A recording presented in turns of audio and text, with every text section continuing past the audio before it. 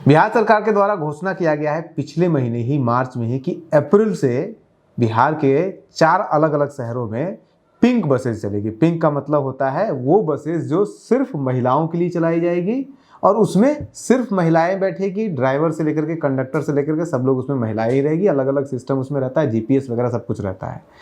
अब इसको प्रोजेक्ट ऐसे किया जा रहा है इलेक्शन से पहले कि जैसे कुछ बिहार में नया हो रहा है, जैसे कि लगता है कई बार तो ऐसा भी लग रहा है कि देश में कुछ नया हो रहा है, जबकि इस बिहार में पहले से ही 2016 में ट्रायल बेसिस पे एक बस पिंक बस चल चुकी है नौबतपुर से लेकर के पालीगंज के बीच में, और वो आज भी चलती है।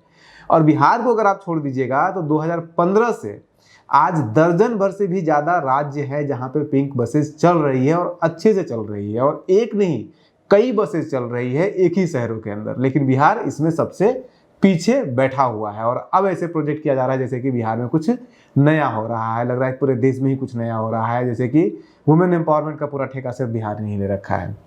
पूरी कहानी बताएंगे, लेकिन इसके पहले ये भी जान लीजिए कि इसी बिहार में पिंक टॉयलेट के भी नाम से एक प्रोजेक्ट चला था, जिसमें कि पिंक टॉयलेट बनाया गया था, यानी कि महिलाओं के लिए एक्सक्लूसिवली चलता हुआ वो भी बस ही। पिंक टॉयलेट और पिंक बस में सिमिलरिटी ये है कि दोनों बस के अंदर होता था, चलता फिरता टॉयलेट होता था और सिर्फ महिलाओं के लिए होता था। उस पिंक टॉयलेट को लेकर के अभी कुछ ही महीने हुए हैं, मेरे ख्याल से मुश्किल से 4-5 महीने हुआ है, तब एक वीडियो, एक रील्स कह सकते हैं, एक शॉर्ट्स कह सकते हैं, छोटा वीडियो बहुत तेजी से वायरल हुआ था, जिसमें कि एक ऐसे ही पिंक टॉयलेट के अंदर पान पुड़िया वगैरह बिक रहा था और वो बहुत वायरल हुआ था। उसके ऊपर हमने एक अलग से पूरा वीडियो बनाया है पिंक टॉयलेट के कॉन्सेप्ट के ऊपर कि कैसे महाराष्ट्र के अंदर एक व्यक्ति ने इसकी शुरुआत की थी, अमेरिका से पढ़ के आए थे, उसके बाद उन्होंने शुरुआत की थी अपने व्यक्तिगत स्तर पे और फिर धीरे धीरे देश के अलग अलग राज्यों ने उस मॉडल को अपनाया था। पिंक बस का जो कॉन्सेप्ट है वो पहली बार इंडिया में इंट्रोड्यूस तब होता है जब निर्भया कांड होता है 2013 में, और उसके बाद फिर निर्भया फंड यूपीए सरकार क्रिएट करती है और उसके बाद फिर अलग अलग राज्य सरकारें इसको बनाती है, ऐसे बसेस का प्रोविजन स्टार्ट करती है। और बेसिकली आइडिया ये होता है कि महिलाओं के द्वारा संचालित, महिला उसमें कंडक्टर रहेगी, सब कोई महिला ही रहेगा, बैठने वाला भी महिला रहेगा, तो उसमें सेफ्टी ज़्यादा होगा। हालांकि वो एक अलग डिबेटेबल इशू है, तो उसको छोड़ देते हैं, आते हैं बिहार के ऊपर। बिहार में 4 शहरों में होने वाला, लेकिन ये पहले जान लीजिए कि हिंदुस्तान में कब किस राज्य में कब कब ये बस चलनी शुरू हुई है। अगर आप देखिएगा तो सबसे पहला जो बस है पूरे हिंदुस्तान के अंदर वो उत्तर प्रदेश में चला है। उत्तर प्रदेश में 2015 में ये बस चलाया गया था, लेकिन ये बस किसी सिटी के अंदर नहीं चलाया गया था, बल्कि लखनऊ से स्टार्ट होता था और दिल्ली तक ये बस जाती थी, यानी कि लोकल ट्रांसपोर्टेशन के लिए नहीं बल्कि लॉन्ग डिस्टेंस के लिए ये बस स्टार्ट किया गया था उत्तर प्रदेश में। जो लोकल बस डिस्टेंस के लिए लोकल शहर के अंदर पिंक बस उत्तर प्रदेश में जाकर के 2021 में शुरू होता है, तो उस समय नहीं शुरू होता है। लेकिन केरल के अंदर 2015 में ही बस वहाँ पे स्टार्ट हो जाता है पिंक बस के नाम से, जो कि महिलाओं के द्वारा संचालित होती है और 100% रिजर्वेशन जो होता है उसमें महिला को ही होता है। दिसंबर 2015 में ये आइडिया आता है वहाँ पे 2015 में, और उसके बाद फिर उसको इम्प्लीमेंट होते होते 2016 आ जाता है। उसके अलावा 16 आते आते जैसा मैंने बताया बिहार में भी स्टार्ट हो जाता है, लेकिन आज तक नहीं चल रहा है और इसके ऊपर बहुत सारी स्टोरीज भी हुई है, बहुत सारे अखबारों ने इसको मुहिम की तरह चलाया।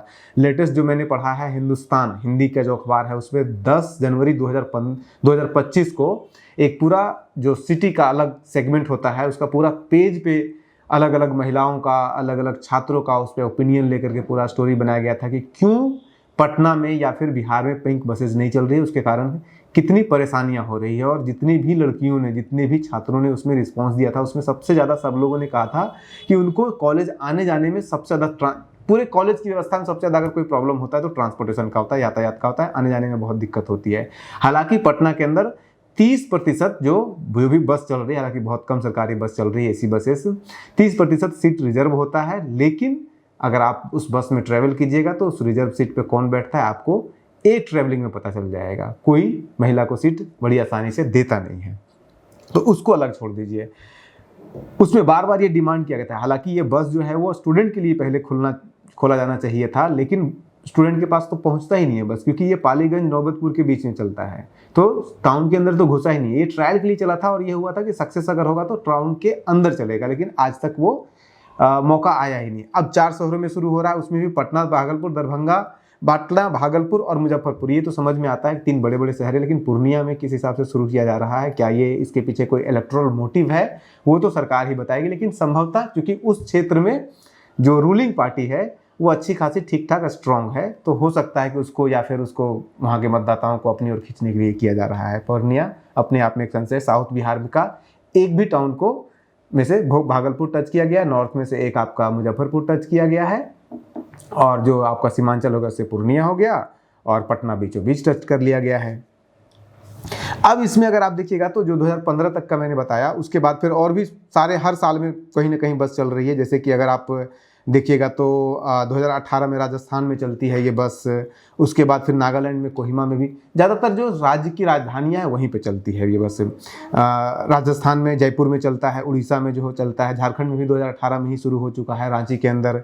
उसके अलावा अगर आप देखिएगा तो 2017 में, मार्च 2017 में आंध्र प्रदेश में, लेकिन आंध्र प्रदेश का मॉडल डिफरेंट था। आंध्र प्रदेश में क्या हुआ, वहाँ पे Shri Venkateswara institute of medical science ने वहाँ के रोटरी क्लब से टाई अप करके ये बस वहाँ पे स्टार्ट किया था। उसके अलावा 2017 में तेलंगाना में भी ये बस चला था, हालांकि उसका नाम पिंक बस नहीं रख करके सी बस रखा गया। सी इंग्लिश का मतलब होता है स्त्री, तो सी बस वहाँ से चलाया गया था हैदराबाद के अंदर। उसी तरह से 2019 में अगर आप जाइएगा तो गोवा में भी चला है, हैदराबाद में चला है, उत्तराखंड में, छत्तीसगढ़ में, और ज़्यादातर ये राजधानियों में ही चला है इस तरह की बसें से। उसके अलावा अगर आप जाइएगा तो उसके बाद 2021 में मध्य प्रदेश में इंदौर में चला है, 2023 में गुजरात सबसे पीछे है इसको चलाने में, स्टार्ट करने में कम से कम वहाँ पे भी। और उसमें भी गुजरात में जो चला है वो वहाँ की राजधानी में नहीं बल्कि सूरत में ये चीज़ चलाया गया है। लेकिन उसके पहले भी पिंक का जो सेपरेट बस चलाने का जो आइडिया है, या सेपरेट ट्रांसपोर्टेशन सर्विस वुमेन को देने का जो आइडिया है, वो पहले से भी चल रहा है। 2014 में पहली बार कर्नाटक के अंदर महिला कंडक्टर को लाया गया था, लेकिन उस बस के अंदर सारी सीट महिला को रिजर्व नहीं होती थी।